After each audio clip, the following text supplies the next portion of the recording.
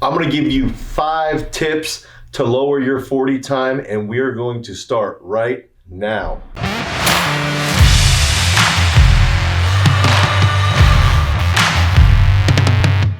What's up everybody, I'm Dane Miller from Garage Strength, and if this is your first time to the channel and you wanna learn how you can be more explosive, gain strength, become a better athlete, and all other human performance type stuff, make sure you comment down below, you ring that notification bell, and you subscribe to our channel. So over the last 5 years, we have gotten a football player to a Power 5 conference football program every single year. And currently we have one of the highest ranked recruits in the class of 2022. So what we've done over the last 5 years is develop a very strong system around gaining strength, becoming more explosive, and increasing speed. And I'm gonna give you 5 tips that we've utilized so we can understand how we can drop that 40 time and increase your speed on the field, whether it's specifically for football or maybe it's another field sport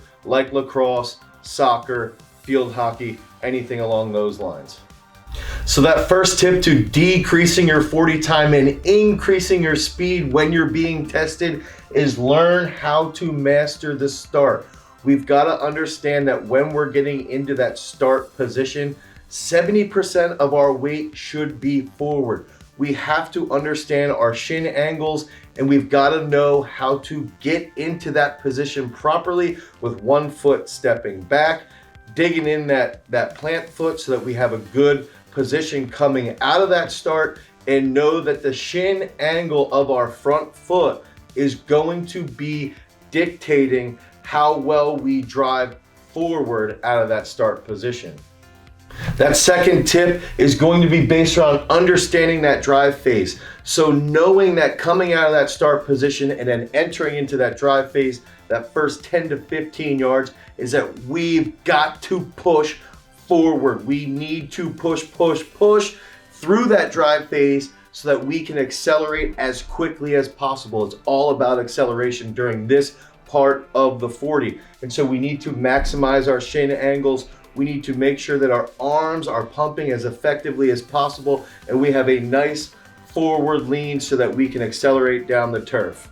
That third tip is going to be based around arm swing. So we need to know where our hand should be when we're coming out of the start to optimize what we are doing once we enter into that drive phase. So if we can think about it, as we're moving those elbows, as we're coming out of the start, the elbow should be more in front of the torso position, okay? And our arm swing is gonna be at 90 degrees here, past that torso, and then as we get back behind the torso, it'll be back past 120 degrees.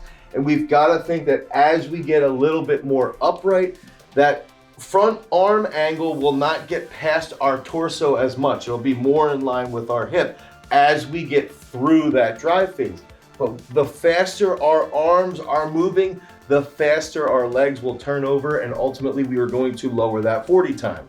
That fourth tip is going to be based around our foot position.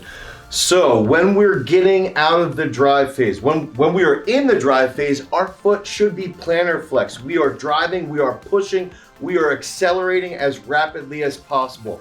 Once we get around 20 yards, 20 to 25 yards, we are going to be more upright with our torso. And there is a ton of force that is going to be going into the ground. And we have to understand that to run fast, we have 3 key aspects. That's lower limb acceleration, that's time on the ground, and time in the air. And the faster we get off the ground, the faster we will run when we are at top end speed. And that comes down to understanding dorsiflexion. If we are grounding at high end speed, so we're 25 yards down the turf, now we, instead of being much more plantar flexed, we need to be more dorsiflexed, and that leads to a greater stretch shortening cycle on our Achilles tendon, which can then help us utilize that energy more effectively and reach top end speed.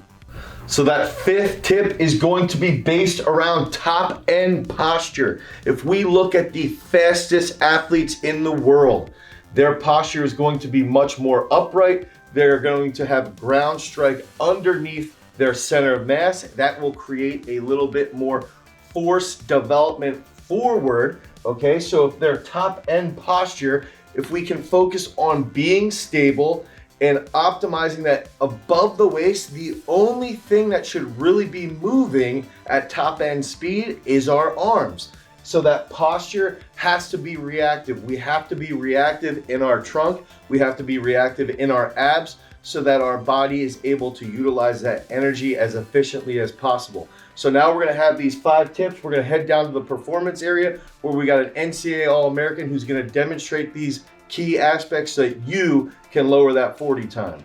So utilize these 5 tips to lower your 40 time. Make sure you master that start and you hit strong positions coming out of the blocks. You understand the drive phase and you understand how your arm swings come into play.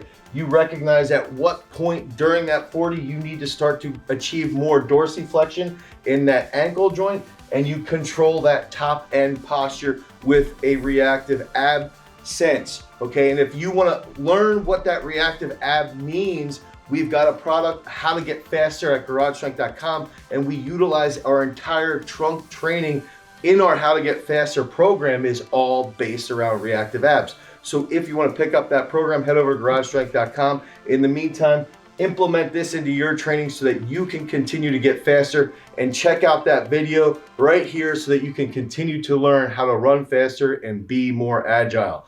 Peace.